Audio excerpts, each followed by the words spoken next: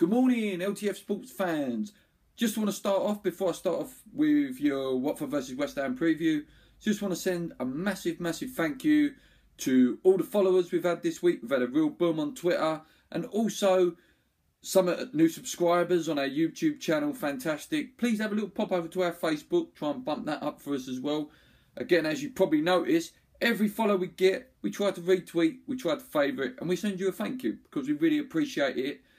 We're making this stuff for you, and by you saying and following us and liking us, we've got to send something back to you, which is fantastic. Thank you so much for the followers.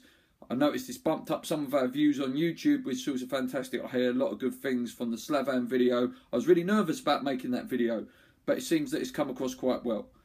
Anyway, Watford versus West Ham. So West Ham are travelling to Vicarage Road.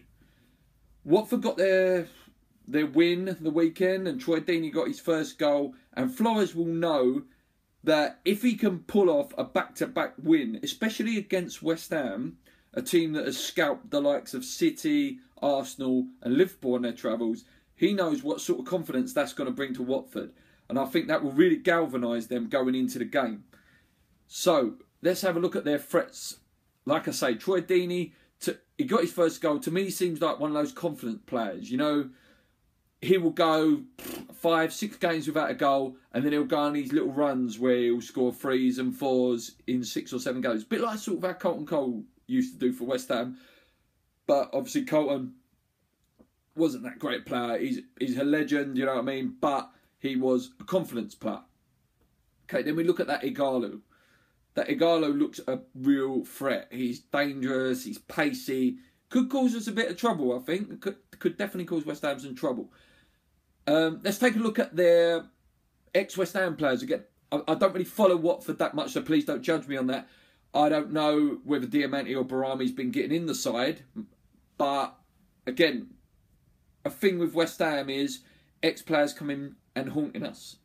So, we've got Barami and Diamante. Barami used to be one of my favourite players at West Ham. He wasn't there long, but I just used to love his energy. I remember it was him, Jack Collinson used to be up and down, up and down, up and down all day long, and they never looked tired.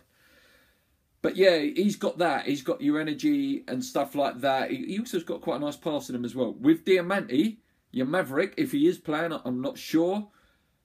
He's capable of that dangerous free kick, and he's also a very good passer of the ball when he blows up. When he's hot, he's fantastic. When he's cold, a nice little tackle from Mark, and he'll probably go missing for the 90 minutes. So, yeah. So, West Ham's record against Watford is one of those. It's 50-50. We sometimes go there and win. We sometimes go there and lose. It's just, that's football. I remember going there a few years ago when we won 4-0 or 4-1. I'm not quite sure. And I remember it was Scott Parker's last goal. It was in the Championship, but we turned up, delivered. Now, this West Ham team's mentality, slightly at the moment, still has that blows hot and cold, but it seems like Slav is changing it. I hope we go there believing now. We've got to believe we can get in those Europa League places or in Champions League places. This is a real test. These are the games that make you. Like, beating your Chelsea's, Liverpool's, Man City's fantastic. It's brilliant. It's a great story. It's great that we can go and work and brag and really be proud West Ham fans for a change. But they're not the games that decide it. It's when you're going to Watford, a team that you expected to beat, and you've got to go there and beat them. Like I say, in most of my preview videos, I say the same thing because it's true. I've been a West Ham fan so long, and probably talking to my uncles and dad, he's been a West Ham fan for like 50 odd years, and he says the same thing. It's what West Ham team turns up. Again, we go there cocky, arrogant, thinking, yeah, we're going to win it, we're going to beat this. We'll probably end up 2-0 down like the Sunderland game. And at some point in the season, that's going to come a cropper to us, where we're 2-0 down, too late, and we can't get the goals back. Yes, we're full of goals at the moment, but at some point, those goals, I assume it's just physics, that we'll go for a dry spell where we can't score goals. Okay, yeah, so, but if we turn up, like I say, with the belief and that anger, that aggression, well, we should turn them over quite comfortably. 2, 3. Again, I don't know. Also, do we bring Moses back in after Zarati's goal? Zarati scored an absolute cracker against Chelsea. I personally would start Zarati and then have Moses as your impact player for this game. Just try something different, see what works out. I would like to see Enna come in at some point because he seems to be, I know it's only under 21s, but I think he's scored 2 goals. So he's definitely got goals in him at the moment. And with Big Andy, again, use him as an impact sub. Teams like Watford probably can't deal with that real physical ability of Carroll. So, predictions. I think, for once, I'm going to predict West Ham to win. I know we're due a loss, and that's a West Ham fan speaking with that we're due a loss. But I think we'll win this 2-1.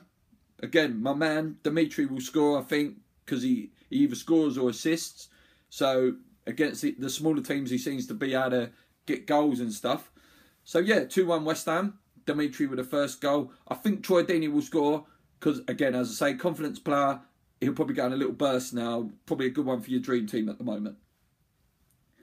Anyway, just another big thank you for the 200 followers we've achieved on Twitter this week. It's a massive number. We've only been going for about a month now and we're building and building. Please start liking some of the stuff on Twitter. Like we put out those little things, favourite or retweet. It's just to get involved, just to start knowing our fans. We've had some really good replies from some of our fans. If you send in some questions, I'll try and put them into our videos because I like sharing back with you. You know, it's a good thing to share back with the fans. We've had some new subscribers. Please subscribe. Maybe pop yourself over to Facebook as well. Give us a like on Facebook just to bump us up a bit.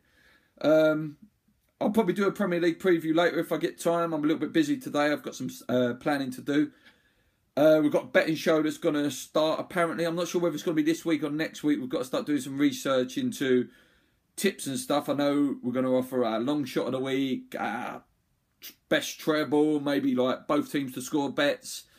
Producer Paul is very, very good on the old tipping side. He regularly hits, so hopefully he can get something for you. Lee Stone, I've been told he may start doing some filming at the games, maybe totally inspired by Spencer FC. I'm not going to say that that's our idea. Like the Spencer FC stuff that he does where he films himself at the games, fantastic. I'd love to do some of that. It's just brilliant. You feel like you're part of the game with his editing. He's a fantastic guy. Hopefully one day, like West Ham TV, we can get him on the show because real inspiration of mine along with Hammer and Talk. Anyway, keep sharing the love. Keep liking us on Twitter. Keep sharing. We share everything that we like on YouTube. So if you like us, please share us. Share the love.